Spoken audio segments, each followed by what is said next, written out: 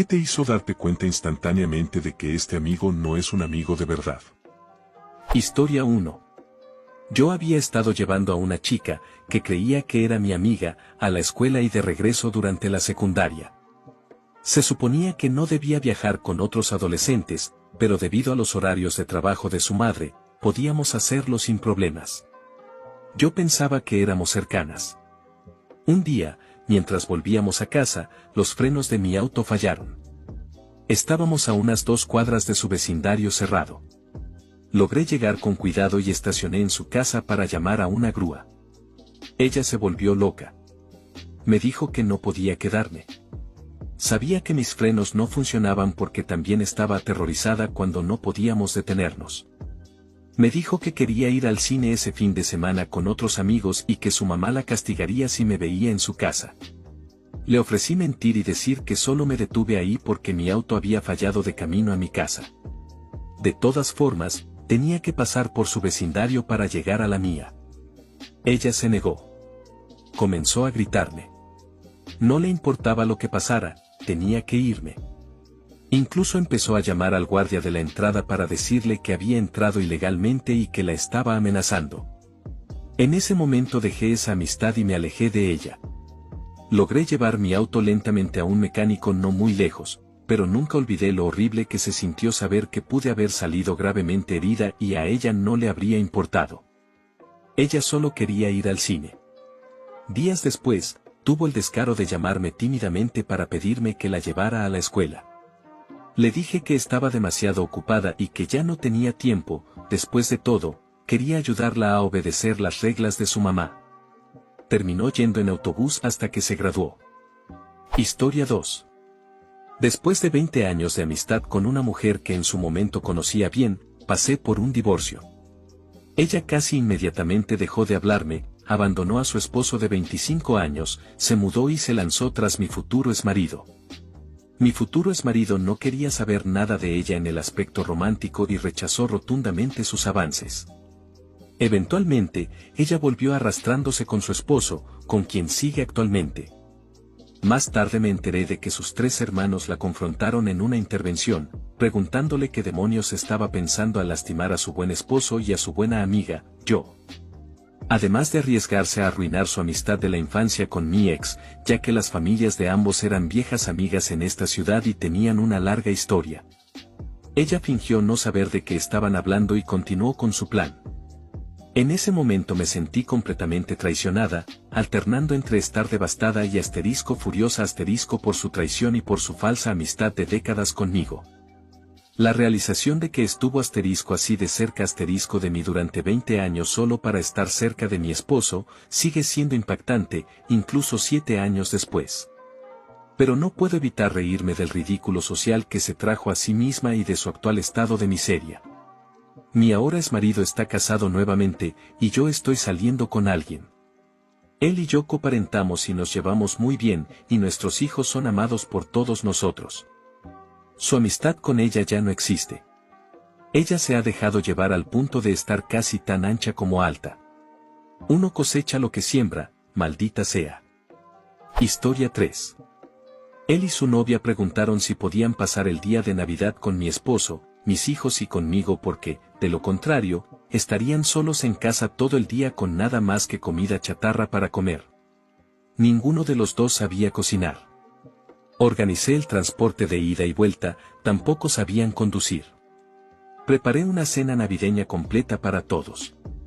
Planeé juegos y actividades divertidas para que no fuera aburrido. Mi amigo y su novia no se ofrecieron a ayudar con nada, ni a cocinar, ni a servir, ni a limpiar, ni a pagar. No quisieron participar en los juegos ni se interesaron en las actividades.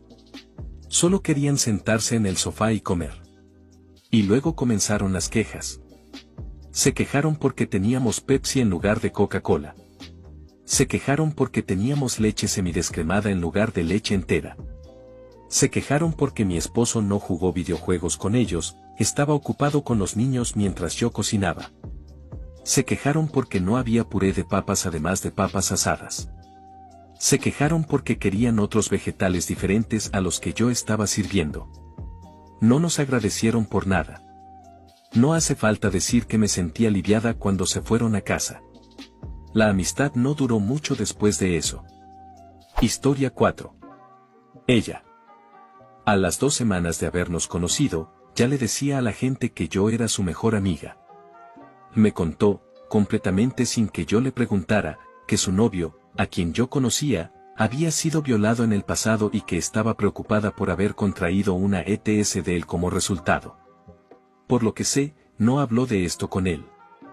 Hablaba mal de todo el mundo conmigo, incluyendo personas que yo conocía y amaba, figuras de autoridad que valoraba en mi vida, e incluso una mujer sin hogar que estaba frente a una iglesia donde trabajaba como pastora. Era la víctima en cada historia que contaba. En serio, todos estaban en su contra. Todo el mundo le decía las cosas más delirantes imaginables. Según ella, todos estaban liderando una cacería de brujas en su contra, incluso algunas de las personas más amables que conocía. Se autodiagnosticó narcolepsia frente a mí, en mi propia casa.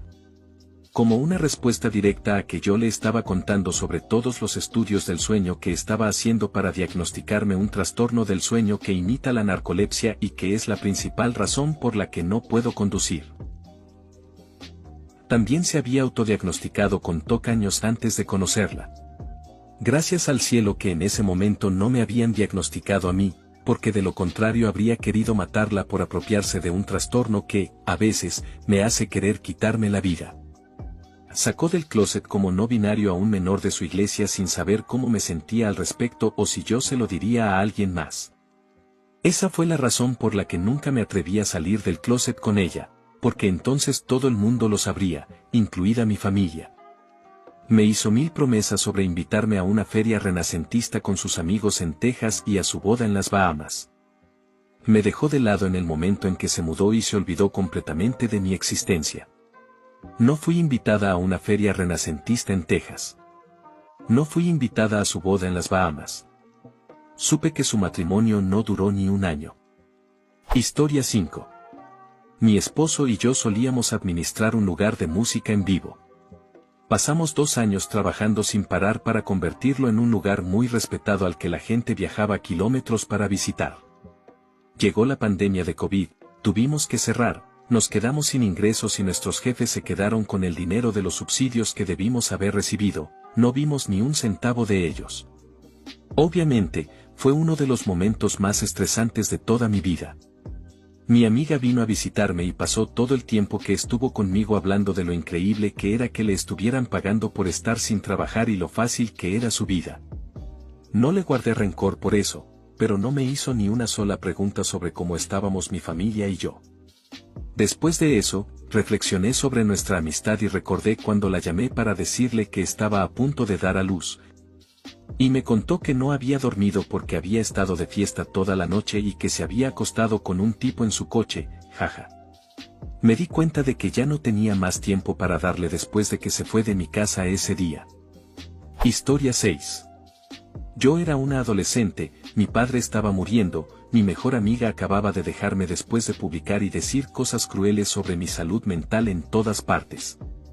Cuando ninguno de mis amigos mostró preocupación por mi intento de suicidio, les envié un mensaje al grupo diciendo, estoy pasando por mucho y necesito espacio, los quiero. Ella respondió con una diatriba larguísima sobre lo terrible que soy por tener TOC y PTSD. Mientras cuidaba de un padre soltero moribundo y de mi hermano.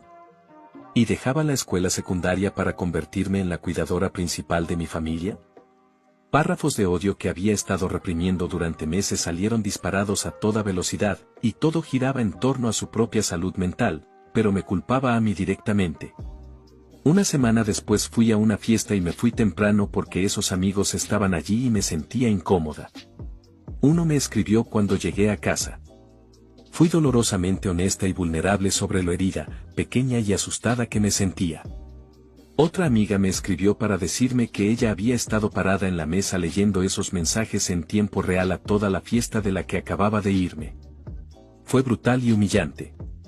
Mi único padre murió una semana después de eso. No tenía amigos. Nadie se disculpó. La misma amiga que leyó mis mensajes en la fiesta organizó 2 cenas para que asistiera. Fueron a su funeral, Y yo estaba tan débil que dejé que me consolara. Nunca volvieron a hablarme, salvo en otra fiesta en la que nos encontramos en mi ciudad, y fue muy incómodo. Al final, me alegra que haya pasado. Aprendí temprano quiénes eran estas personas, que no les importaba ni la mitad de lo que pretendían. Planeábamos nuestro futuro juntas. Me salvé de una gran decepción.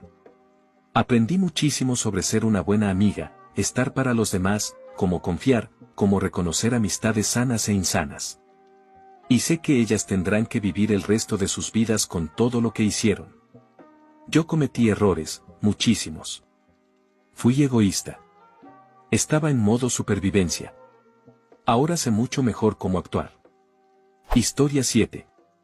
Un amigo, ahora ex amigo, nos visitó para tomar un café y emocionado le contó a mi esposo y a mí que había encontrado un iPhone nuevo en la calle unos días antes. Estaba en una bolsa de plástico, con su caja original, sin abrir, envuelto para regalo y claramente destinado como un obsequio. Lo más impactante fue que en la bolsa también había varias cartas con la dirección de una persona. Mi esposo comentó, vaya, qué suerte que las cartas estuvieran ahí para que pudieras ver a quién pertenecía todo esto. Yo añadí, sí, apuesto a que se sintieron muy aliviados de recuperar todo. Él ni siquiera dudó y respondió, tiré las cartas a la basura, ja. El que encuentra se queda con todo, nadie puede probar que no es mío, así que adivinen quién consiguió un iPhone nuevo. Estaba completamente orgulloso de sí mismo y no mostró ninguna compasión por la pérdida tan costosa para otra persona. Fue tan grotesco que incluso quitó y desenvolvió una caja de regalo que claramente estaba destinada a otra persona. ¿Quién hace eso? Mi esposo y yo estábamos tan horrorizados que nos quedamos en shock. El ex amigo siguió hablando un par de minutos más y luego se fue. Él podía permitirse comprar una docena de iPhones, así que estábamos perplejos y conmocionados.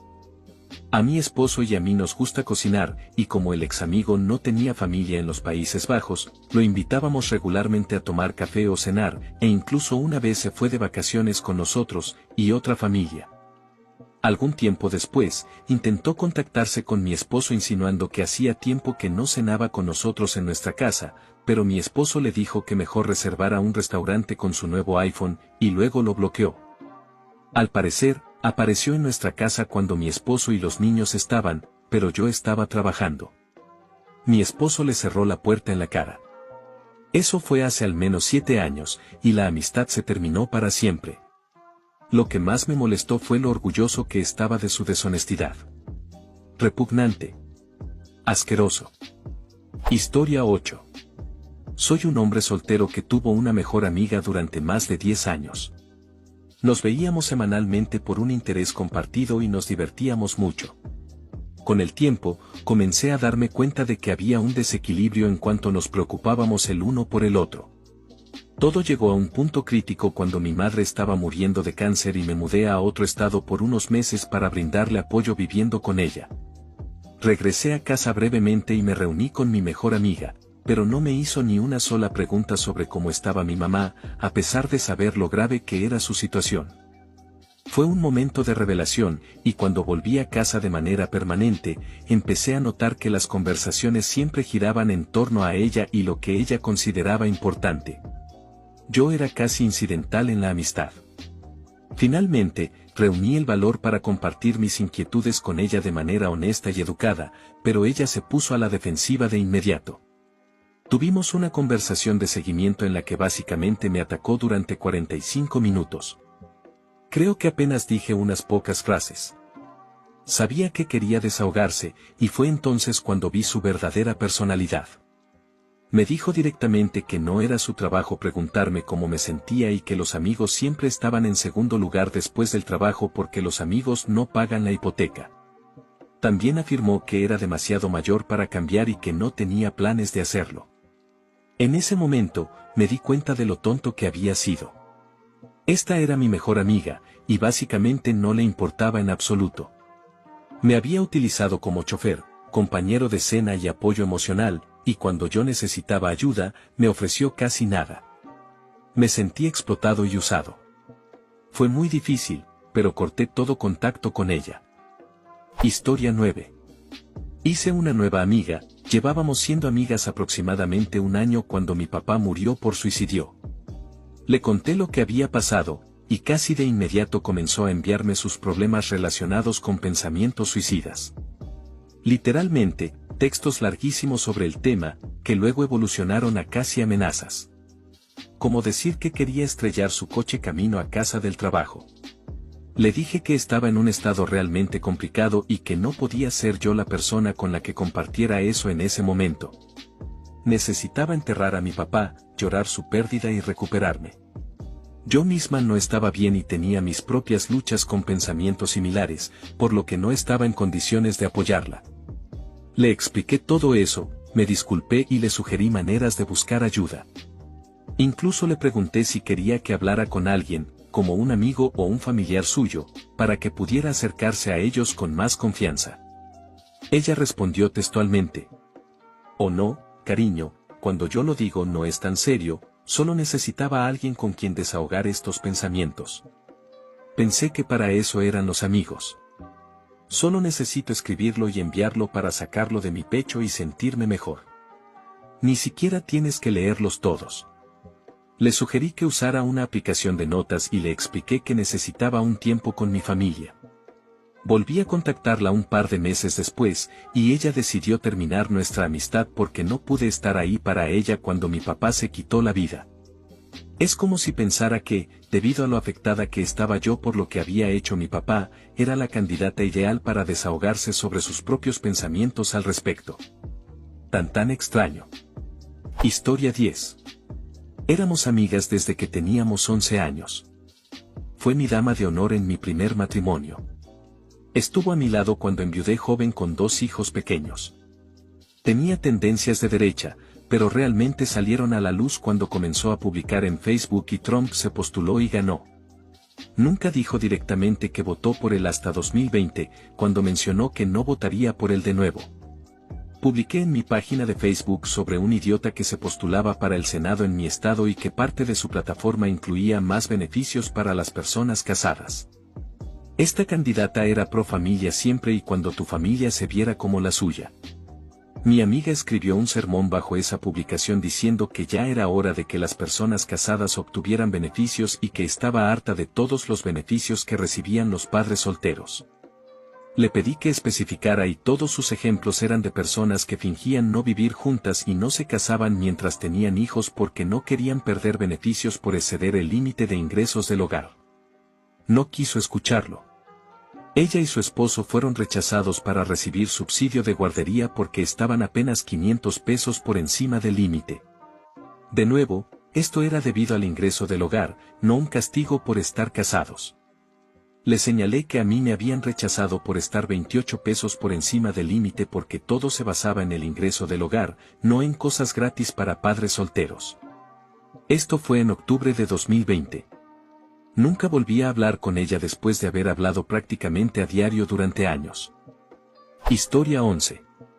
Tenía un amigo que insistía en juntarme con su amigo y compañero de piso. Nos llevábamos bien como conocidos, pero no había chispa entre nosotros, ningún interés o hobby en común, y ambos éramos bastante reservados, así que estar juntos era como compartir asiento en un autobús con un extraño. Conversaciones educadas, pero sin profundidad. Mi amigo y yo pasamos por una etapa muy complicada, tanto que consideré seriamente no volver a hablarle. De repente, empezó a buscarme de nuevo, queriendo arreglar las cosas y volver a ser cercanos. Este era mi mejor amigo de 10 años, y sentí que le debía a esa amistad una última oportunidad antes de darla por terminada. Antes de esa llamada de reconciliación, llevábamos 6 meses sin hablar, y yo había comenzado un pequeño negocio. Al principio todo iba bien, pero volvió a insistir en que saliera con su amigo. No me malinterpreten, su amigo era un tipo genuinamente agradable. Pero tampoco quería estar conmigo. No tenía ningún sentido porque mi amigo estaba tan obsesionado con juntarnos. Algo me olía raro. Finalmente, lo confronté y le dije que su amigo y yo no nos gustábamos de esa manera, que no iba a suceder. Me dijo que yo estaba matando su fe en las relaciones al rechazar a un chico que era tan perfecto para mí, que éramos las personas más compatibles que había conocido y que deberíamos intentarlo y salir. El chico y yo finalmente hablamos del tema y acordamos fingir que habíamos intentado salir para que nos dejara en paz. En este punto, habían pasado unos 3 o 4 meses desde la reconciliación y mi amigo empezó a quejarse de que él y su pareja querían vivir solos juntos, pero que no encontraban un lugar. Para ese momento, su amigo y yo éramos al menos algo amigos, así que le pregunté sobre la situación de vivienda entre los tres, y me dijo que no tenía idea de que ya no querían vivir con él. Le sugerí a mi amigo que hablara seriamente con su compañero de piso, porque no era justo dejarlo colgado con un apartamento de 3 habitaciones y que tuviera que pagar el resto del contrato él solo. Mi amigo nunca tuvo esa conversación, así que hablé con su compañero de piso para advertirle. Me dijo que mi amigo nunca le había mencionado nada, pero que él les había estado pidiendo mudarse a un apartamento más barato porque la renta era demasiado alta, y ellos se negaban. Cuando le pregunté a mi amigo sobre esto, lo negó y dijo que el compañero no quería aceptar ningún lugar. En ese momento, decidí apartarme del tema porque, honestamente, ya había hecho mi parte al darle el aviso. Todos eran adultos, podían resolverlo por su cuenta. Un par de semanas después, las cosas entre mi amigo y yo comenzaron a sentirse raras. Aún así, decidimos almorzar juntos para seguir intentando arreglar las cosas. Me preguntó qué había de nuevo conmigo, y le conté sobre algunos problemas que tenía con la importación de materiales para mi negocio. Estaba completamente calmada, solo desahogándome sobre lo lento que iba la aduana. De repente, estalló de ira y me dijo que no tenía la estabilidad emocional para dirigir un negocio, que debería dejar de intentarlo, casarme con su amigo y dejar que él me mantuviera. Estaba completamente en shock. Fue un estallido exagerado y ofensivo. No era inestable emocionalmente. He trabajado en roles de alto estrés la mayor parte de mi vida sin problemas y había estado haciendo ventas en línea desde los 13 años. No tenía idea de qué quería decir con eso, pero fue lo más insultante que alguien me había dicho. Además, su amigo no quería casarse conmigo ni mantenerme, estoy segura. Y aunque nos hubiéramos casado, no habría aceptado que lo hiciera. Me molesté y le dije directamente que no me gustaba su amigo en absoluto. No había nada que lo hiciera el chico perfecto para mí. La conexión más fuerte que teníamos era hablar sobre artículos científicos, pero no había interés romántico entre nosotros y él tenía que superarlo. Su respuesta fue que si nos casábamos, podríamos mudarnos juntos y salir de nuestras casas miserables. Yo no estaba miserable. Vivía en una zona rural porque me gustaba, y si no fuera así, no habría, no sé, me mudado a la ciudad. En ese momento todo encajó.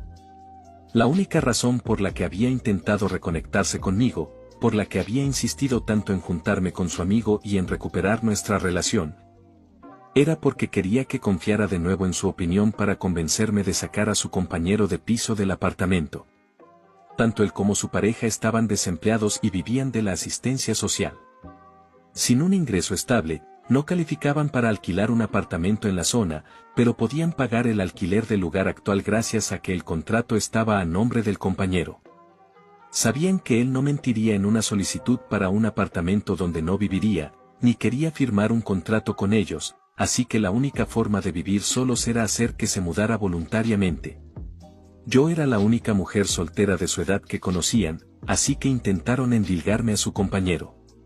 Dejé el almuerzo sin decir nada más y nunca volví a hablar con él. Le conté todo al compañero de piso y me aseguré de dejar claro que no seríamos compañeros de cuarto, por si le había vendido esa idea. Luego bloqueé a los tres. Fue una forma muy deprimente de terminar la amistad. Durante al menos 8 de esos 10 años, fue un amigo increíble. Simplemente se convirtió en una persona horrible con el tiempo.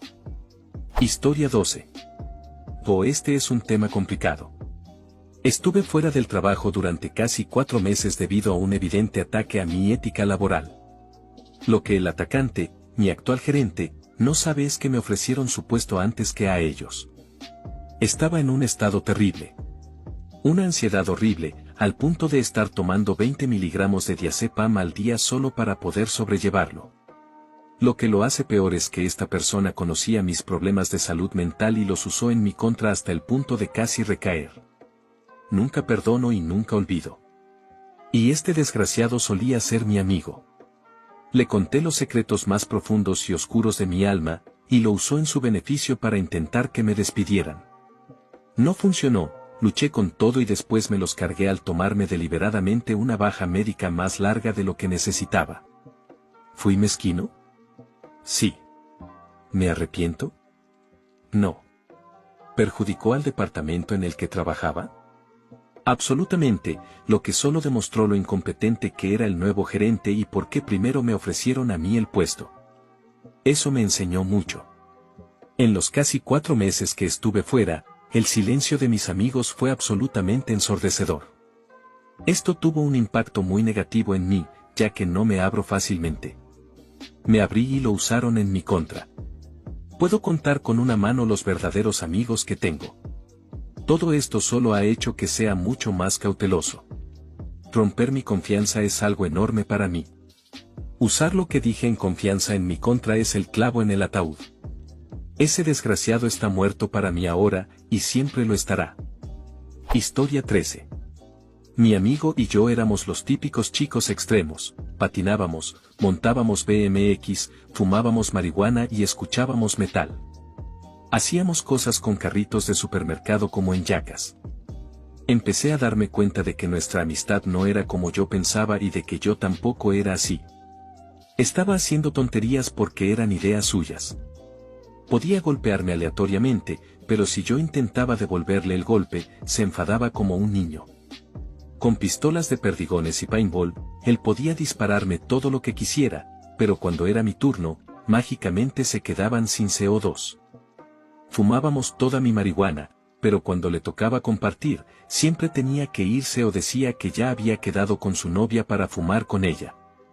Cuando estábamos en su casa, no podía tocar su PlayStation ni saltar en su cama elástica. Si me quedaba a dormir, tenía que llevar dinero en caso de que su familia decidiera salir a comer, aunque cuando él se quedaba en mi casa, mi mamá lo trataba como si fuera parte de la familia. El final de nuestra amistad llegó cuando fui a la cárcel por unos meses por un robo. Salí y traté de pasar el rato con él en el parque de patinetas. Ambos teníamos 19 años, y él seguía intentando ligar con chicas de secundaria. Le pedí que me llevara a casa, pero me pidió dinero para la gasolina, aunque su casa quedaba de camino a la mía. Terminé caminando a casa, y esa fue la última vez que hablé con él. Historia 14. Si no hay reciprocidad en una relación, cuando todo el esfuerzo viene de un solo lado, no es una verdadera amistad. Mi esposo y yo teníamos una amistad con otra pareja que era así. Solíamos tener noches de juegos juntos, íbamos de campamento o a conciertos. Los ayudamos a mudarse una vez a través del país y 2 veces localmente, pero cuando nosotros necesitábamos ayuda para mover algunas cosas a un cuarto de almacenamiento, se negaron. Ok, no fue un gran problema. Cuando mi esposo y yo nos casamos el año pasado, sin boda, solo los votos en una montaña, no asistieron a la cena que hicimos después ni siquiera nos enviaron una tarjeta de felicitación. Ayudamos a cuidar a la esposa después de su cirugía con comidas, traslados, no podía conducir por una semana, y sacando a pasear a su perro. Cuidamos a su perro en nuestra casa. Asistimos a la maldita fiesta de cumpleaños de su perro, con regalo incluido. Nos pedían favores, como manejar 3 horas para apartar un lugar de campamento para ellos, cuando literalmente acabábamos de regresar de acampar en esa misma área. Nos pidieron reabastecernos y manejar de regreso 3 horas después de estar en casa solo 1 hora, porque ellos no saldrían del trabajo a tiempo. Ni siquiera nos estaban invitando a acampar con ellos, solo querían que llegáramos antes para apartarles el lugar.